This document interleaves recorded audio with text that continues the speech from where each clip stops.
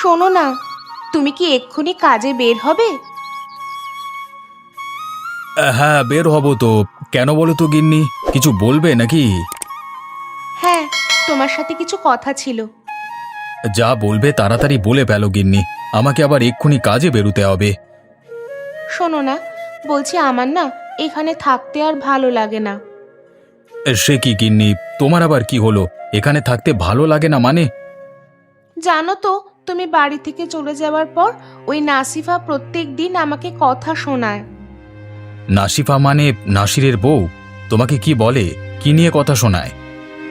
সব সময় আমাকে টিটকিরি করে বলে যে আমরা নাকি তার জায়গায় বাস করছি, তাদের বাড়ির সীমানায় বাড়ি করে থাকছি। তুমি বলো, প্রতিদিন এরকম টিটকিরি শোনবার কোনো মানে হয়? আরে গিন্নি, তুমি এসব কথা কানে নাও কেন? বাইরের লোক কি বললো তাতে কি আসে যায় বলো? আসলে আমাদের বাড়ির সীমানাটা একটু বেশি তো, তাই জন্য ওদের চোখে লাগে। না গো, আমি বিশেষ ওদের কোনো কথায় কান দিই না, কিন্তু কতক্ষণ এসব কথা সহ্য করা যায় বলো তো? সবকিছুর তো একটা সীমা থাকে, তাই না? যাই হোক গিন্নি, তুমি ওদের দিকে বেশি তাকিও না, নিজের সংসার নিয়ে থাকো। ওরা দুদিন বলবে তারপর চুপ করে যাবে। ওদের কথা শুনে শুনে শুধু শুধু ভেঙে পড়বার কোনো মানে হয় না। কিন্তু গায়ে পড়ে ঝগড়া করলে কারই বা ভালো লাগে বলো? আচ্ছা, একটা কথা বলো, সত্যি কি আমরা ওদের সীমানায় বসবাস করছি? সব মিথ্যে গিন্নি। আসলে জানো তো, মানুষের ভালো কারো সহ্য হয় না, বিশেষ করে প্রতিবেশীদের তো নয়। অতএব তারা সব সময় মিথ্যে বলে তোমাকে জ্বালাতন করতে চায়। তুমি ওদের কথায় কান দিও না। আমি আবার কাজে বেরোলাম গিন্নি। আচ্ছা, তবে এসো, তাড়াতাড়ি ফিরে আসবে কিন্তু। তোমাকে প্রতিদিন যে কাজটা করতে বলেছিলাম সেটা কি করছো? তার কোনো হেরফের হচ্ছে না তো? সে আর বলতে, আমি সকাল থেকে শুরু করে সন্ধে পর্যন্ত সুযোগ পেলেই টোন টিটকারি করি। হ্যাঁ, এই কাজটা করতে ভুলো না যেন। মনে রাখবে, তোমাদের যে করি হোক ওদের এখান থেকে খেদাতে হবে। আচ্ছা, তুমি আমাকে একটা কথা বলো তো, ওদের দুজনকে এখান থেকে উঠিয়ে তুমি কি পাবে? অনেক কিছু পাবো। তুমি কি দেখতে পাও না, আমাদের বাড়ির সীমানা আর ওদের বাড়ির সীমানা, এই দুটোর মধ্যে আকাশ পাতাল পার্থক্য আছে। হ্যাঁ, সে তো দেখতেই পাই। তাহলে আমি থাকতে ওদের বাড়ির এত বড় সীমানা হতে পারে না। আমি যে করি হোক আমাদের নিজেদের বাড়ির সীমানা অনেকটা বাড়াবোই বাড়াবো। কিন্তু ওরা তো এই কাজ করতে বাধা দেবে, যদি ওরা পঞ্চায়েতে গিয়ে আমাদের নামে অভিযোগ করে। কি অভিযোগ করবে? এই বাড়ির বা জায়গা জমির কোনো কাগজপত্র ঠিকঠাক আছে? সেই কোন যুগ থেকে আমি দেখে আসছি ওদের সীমানা ওরা ইচ্ছে করে বাড়িয়ে রেখেছে। মামদুবাজির জায়গা পায়নি নাকি? ও, তাহলে ঠিক আছে। যদি ওরা অভিযোগ করবার কোনো সুযোগ না পায়, তাহলে আমি আমার টোন টিটকিরির পরিমাণ আরো বাড়াবো। হ্যাঁ, আমি তোমাকে সম্পূর্ণ ক্ষমতা দিচ্ছি। মুখে যা আসে তাই বলে ফেলো। এমন জ্বালাতন করো ওদের যাতে কয়েকদিনের মধ্যেই তারা এই জায়গা ছেড়ে অন্য জায়গায় চলে যায়। হে, আর তাহলেই আমরা ওদের জায়গাটাকে দখল করে নিতে পারবো। তারপর আমাদের বাড়ির সীমানা অনেকটা বড় হয়ে যাবে, তাই তো? একদমই তাই গিন্নি।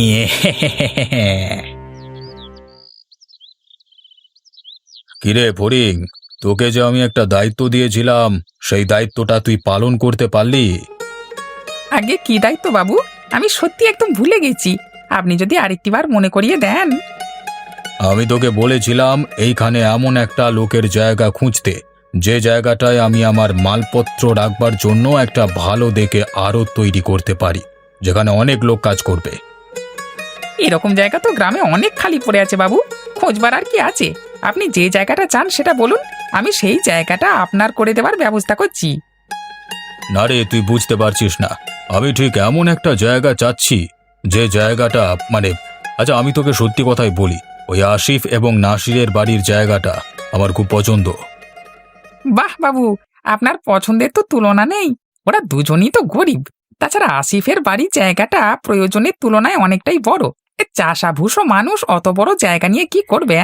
আপনি শুধু অনুমতি দিন, আমি দলবল নিয়ে গিয়ে ওদের দুজনকে ঘরছাড়া করে দেব। এত তাড়াতাড়ি করলে হবে না। ধীরে ধীরে এক এক করে ওদের দুজনকে ওখান থেকে ওঠাতে হবে।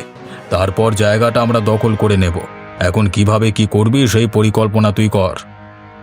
বাবু, আপনি হয়তো জানেন না, ওই নাসির তো আসিফের জায়গাটা অধিকার করবার জন্য তার পেছনে সবসময় লেগে আছে, দিন রাত ওদেরকে কথা শোনায়।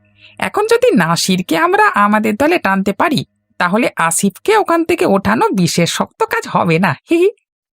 তাহলে তুই তাই কর ফড়িং, সমস্ত দায়িত্ব আমি তোর উপর দিলাম। কয়েকদিনের মধ্যেই ওই জায়গাটা আমার চাই চাই। হ্যাঁ মানে বাবু, আমার হাতটা একটু চুলকাচ্ছিল। পাবি পাবি, আগে কাজটাকে শেষ কর, তোকে ঠিক সময়ে ঠিক জিনিসটা আমি দেব।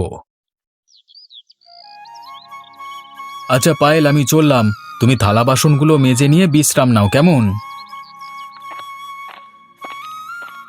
দেখো রে দেখো, আমাদের চাষার বড়লোক বউ চলে এসেছে।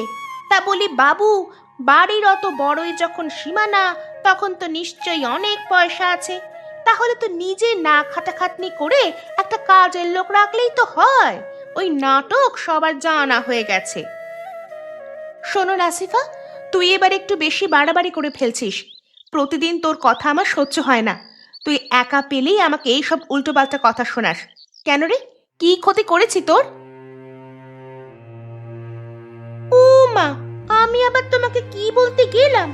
এখন দেখছি এখানে নিজের মনে মনে কথাও বলা যাবে না। বাবা রে বাবা, দিনকাল কি পড়লো। তুই কথাটা আমাকে শুনিয়েই বলেছিস। সমস্ত কিছুর একটা সীমা রাখ। যদি আমি মুখের ওপর কথা শোনাই, তাহলে তোর খুব ভালো লাগবে তো। পড়লো কথা হাতের মাঝে, যার কথা তার গায়ে বাজে। ঢং দেখলে আর বাঁচা যায় না। বলি, সীমা কি তোমরা রেখেছ? এই যে নিজের বাড়ির সীমানা এতটা বাড়িয়ে রেখেছ, এটা ঠিক? হ্যাঁ ঠিক, কারণ এই বাড়ির সীমানায় আমরা চুরি করে বাড়াইনি। আমাদের বাড়ির সীমানায় প্রথম থেকেই এতটাই আছে। প্রমাণ কিছু আছে? কাগজপত্র কিছু আছে? আজকাল দেখছি চোরের মায়ের বড় গলা। মুখ সামলে কথা বল।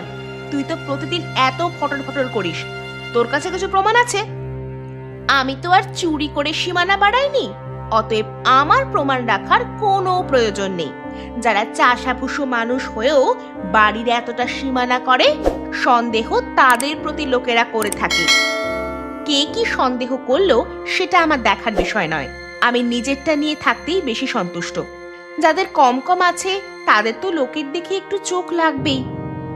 কি এত বড় কথা? আমাদের কম কম আছে বলে আমাদের ছোট করা? আজকেও বাড়িতে আসুক, আমি সমস্ত কথা বলবো। এতক্ষণও আমাকে এতগুলো কথা শোনাচ্ছিল, তাতে সব ঠিক ছিল। আমি যেই একটা কথা বলেছি, অমনি পালিয়ে গেল। আরে ও আসিফ, কোথায় চললে? একবার এসো এইদিকে, তোমার সাথে দুটো গল্প করি, সময় আছে?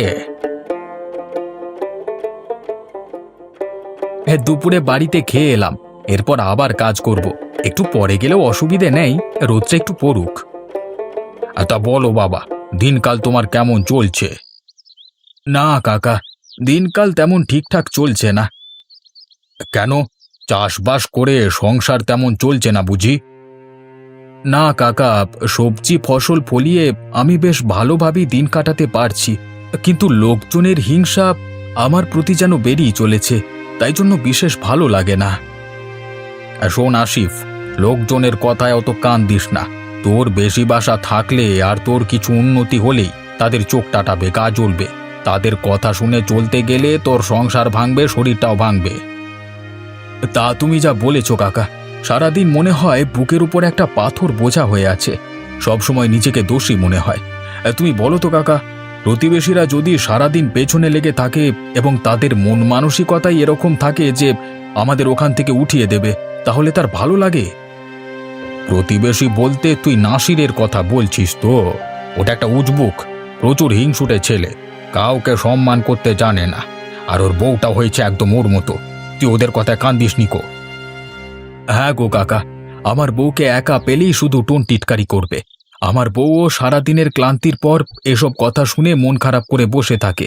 এই তো আজকে সকালে আমাকে বলছে যে এখানে থাকতে নাকি ওর আর ভালো লাগছে না। ওই ভুলটি করিস না আসিফ, একবার যদি এখান থেকে উঠে যাস তাহলে আর কোনো দিন তোর বাড়ির সীমানায় ঢুকতে পারবি না। ও তোদেরকে এরকম হেনস্থা করছে কারণ তোর বাড়ির সীমানার প্রতি ওর লোভ আছে। একদমই ঠিক বলেছ কাকা, সেই কারণেই মাঝে মাঝে তোর বউকে উত্তর দিতে বলবি ঘুরিয়ে। একবার দুবার কথা না শুনিয়ে দিলে ওরা পেয়ে বসে মাথায় উঠবে, বুঝলি? ঠিক আছে কাকা, তুমি যেমনটা বলবে। আমি দেখি পরিস্থিতি কতটা সামাল দিতে পারি, তারপর আমি সমস্তটা তোমাকে বলবো, কেমন?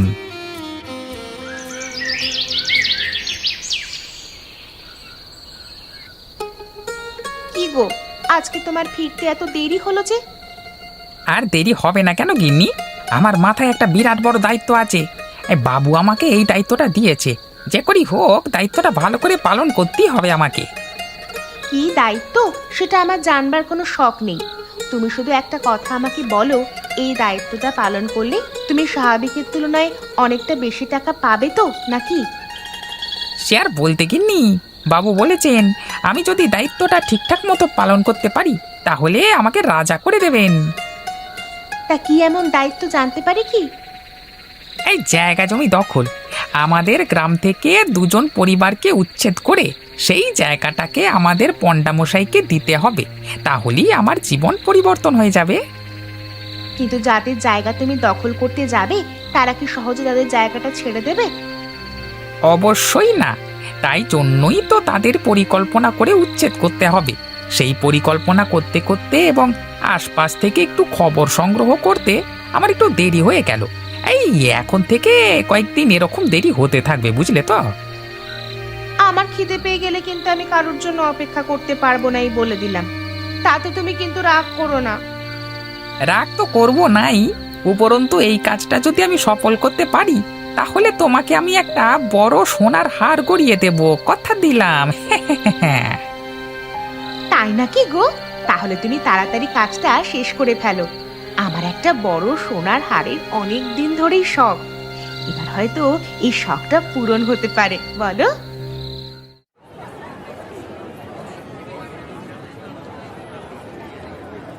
আরে আলামিন, ইলিশ মাছ কত করে যাচ্ছে? ইলিশ মাছের দাম আজকে 1500 টাকা কেজি। তুমি নিতে পারবে?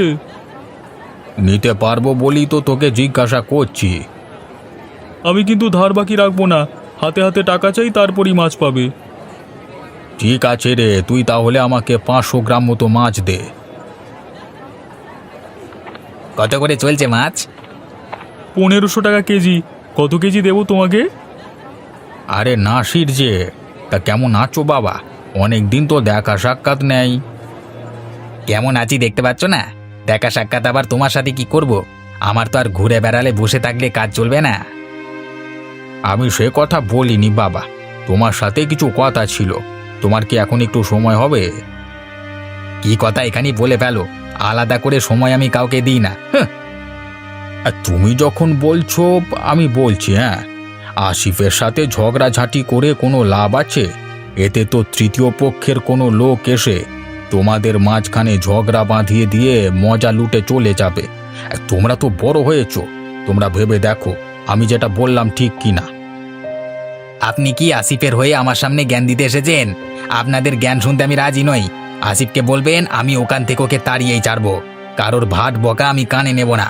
আপনি এখন এখান থেকে জানতো, ফালতু বিরক্ত করবেন না। সকাল থেকে যত সব চলে আসে। কি ব্যাপার বলো তো দাদা, সকাল থেকে এরকম মাথা গরম হয়ে আছে? সে তোকে আমি সব পরে বলবো, এখন তুই আমাকে মাছটা আগে দে। আজকে ইলিশ মাছের ঝাল রান্না করবে গিন্নি।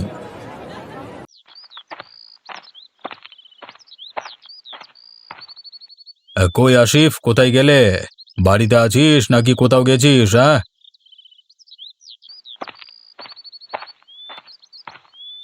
আরে বাবু, আপনি আমার বাড়িতে এসেছেন? আসুন আসুন, ভেতরে আসুন। পায়েল, তুমি বাবুর জন্য কিছু খাবারের বন্দোবস্ত করো। না না, আমরা এখানে খাবার খেতে আসিনি, আর বসতেও আসিনি। বাবু তোর সাথে বিশেষ দরকার আছে।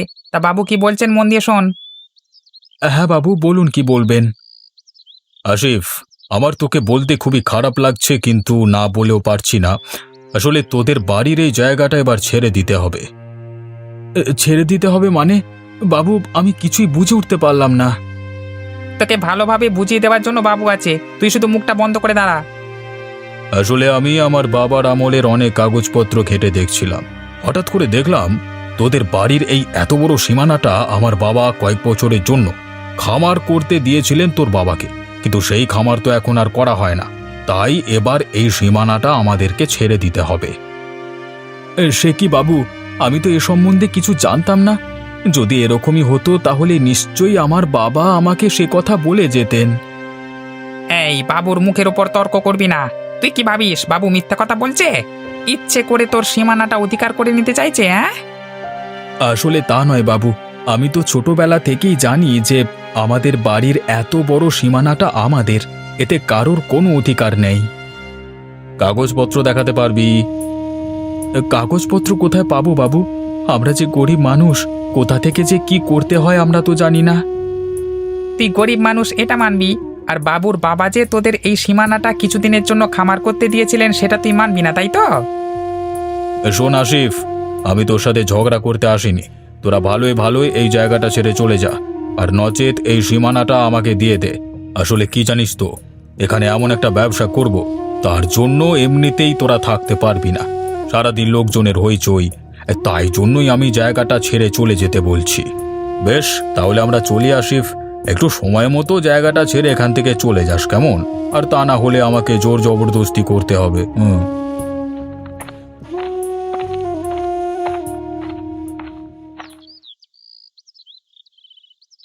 এই আলামিন, নাসির, যেমনটা বললাম কিন্তু এইখান থেকে মাটি কাটতে শুরু কর। ঠিক আছে দাদা, তুমি শুধু দাঁড়িয়ে দাঁড়িয়ে দেখো আমরা দুজনে কত তাড়াতাড়ি কাজটা শেষ করছি।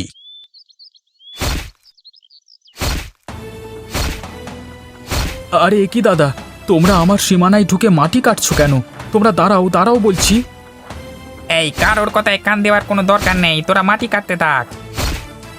দাদা, তোমরা আমাদের সাথে এমনটা করছো কেন? আমাদেরকে কষ্ট দিয়ে তোমাদের কি লাভ? নাটকটা কম কর। দুদিন আগে এসেই তোদেরকে এই জায়গা ছেড়ে চলে যেতে বলেছিলাম, যাসনি কেন? তোর জন্য কি কাজগুলো আটকে থাকবে? তুই কোন মহারাজা রে? তবুও তোমরা আমার সীমানায় জোর করে ঢুকে এ সমস্ত কাজ গায়ের জোরে করছো। বেশি ফটর ফটর করবি তো দলবল নিয়ে এসে ঠেঙিয়ে হাত পা ভেঙে দেবো, হ্যাঁ? চোখের সামনে থেকে সর বেটা, একটা ছোট লোক কোথাকার। ওগো, চলো আমরা এখান থেকে চলে যাই। ওরা কেউই আমাদের এখানে ভালোভাবে থাকতে দেবে না। আমরা বরং জঙ্গলে একটা কুঁড়ে ঘর বানিয়ে থাকবো। তবুও এখানে এইভাবে থাকবার কোনো মানে হয় না। কিন্তু ওরা তা বলে আমার এই সীমানা জোর করে অধিকার করে নেবে, এই জিনিসটা আমি কিছুতেই বরদাস্ত করতে পারছি না। ওদের সাথে লেগে কোনো লাভ নেই। ওরা ক্ষমতাবান লোক, এক্ষুনি লোকজন নিয়ে এসে আমাদের মারধর করবে। চলো আমরা এই মুহূর্তে এখান থেকে চলে যাই। ব্যাস, আমার কাজ শেষ। বেটার ছেলেরা অবশেষে এই জায়গা ছেড়ে কেটে পড়লো, হ্যাঁ?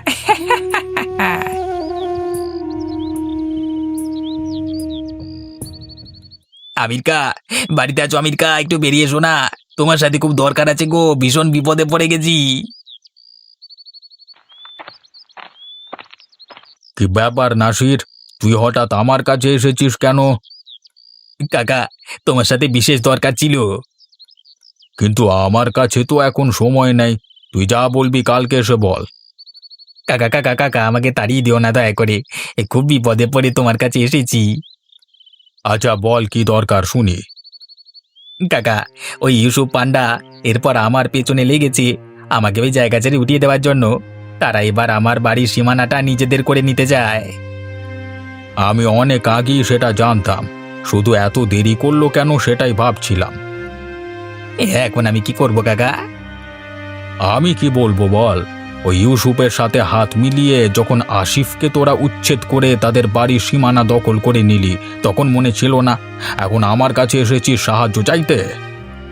কাকা, তুমি একটা কিছু উপায় বলে দাও না গো, না হলে যে আজকে ওরা আমাকে আর আমার স্ত্রীকে ঘর থেকে বের করে দেবে, না হলে যে লোক লাগিয়ে আমাদের মারধর করবে। আমার কাছে পরামর্শ দেবার মতো কিছু নেই। সেদিন বাজারেও আমি বলবার চেষ্টা করেছিলাম, যদি তুই আর আসিফ আজকে মিলেমিশে থাকতিস তাহলে কোনো তৃতীয় পক্ষ এসে তোদের পেছনে লাগতে পারতো না। এখন আর কিছু করবার নেই, তুই এখান থেকে আয়, আর বিরক্ত করিস না। গিন্নি, সত্যি কথা বলতে এই জায়গায় বসবাস করবার আনন্দই আলাদা। কোনো রকম বদমাশ লোকেরা আর যাই হোক এই জঙ্গলে বসবাস করতে আসবে না। আসিফ দা ভেতরে আছো? একবার বেরিয়ে এসো না।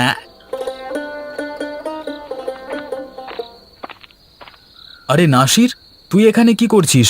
আর তোকে এরকম লাগছে কেন? দাদা, ওই ইউসুফ পান্ডা আমাকেও আর থাকতে দিল না, ওখানে বের করে দিল আমাকে। তার মানে এই সব কিছুই ওর চক্রান্ত ছিল। ও অনেক আগে থেকেই পরিকল্পনা করে রেখেছিল আমাদের দুজনের বাড়ির সীমানা অধিকার করে নেওয়ার। আমি প্রথমে একদম তা বুঝতে পারিনি, কিন্তু না জেনে তোমার সঙ্গে কত বড় ভুল করেছি আমরা। এখন সেসব কথা ভেবে লাভ নেই। তুমিও আমার বাড়ির পাশে এখানে একটা কুঁড়ে ঘর বানিয়ে নাও। আর হ্যাঁ, এখানে দুই বাড়ির সীমানা নিয়ে ঝগড়া করো না যেন। এখানের কোনো সীমানা আমাদের নিজস্ব নয়, সবই জঙ্গলের।